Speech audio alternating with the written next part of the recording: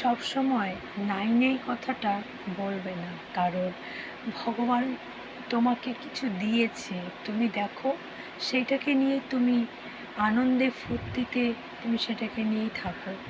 কারণ সবসময় নাই নেই করলে ভগবান মা লক্ষ্মী বড্ড অসন্তুষ্ট হয়, একদিন সব শেষ হয়ে যায়। তখন তুমি হাজারো সেই জিনিসগুলো যা ছিল তোমার কাছে সবই সেগুলোও একদিন না একদিন থাকবে না, কারণ তুমি সব সময় নাই নাই কথাটাই বলে গেছো। একদিন না একদিন সেটা সত্যি হয়েই দাঁড়াবে। তুমি এই শব্দটা ব্যবহার করো না, ভগবান মা লক্ষ্মী অসন্তুষ্ট হয়। যা পেয়েছো সেটা নিয়ে খুশি থাকো।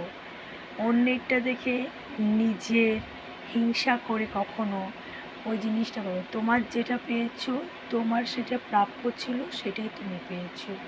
অন্যেরটা দেখে কখনো লাভ নেই, সেটা নিয়ে তুমি ফুর্তিতে আনন্দে কাটাও, দেখবে তুমি ভালো থাকবে। তুমি এটাই তোমার স্বর্গ, এটাই তোমার নরক। তুমি নাই নেই করে যদি তুমি সবসময় মনটাকে অসন্তুষ্ট রাখো না, দেখবে তোমার মনটা ঠিক অসন্তুষ্টই থাকবে। তুমি যদি মনে আমার যা আছে সেটাই আমি সন্তুষ্টি, আমি ভালো আছি, এটাই তোমার স্বর্গ।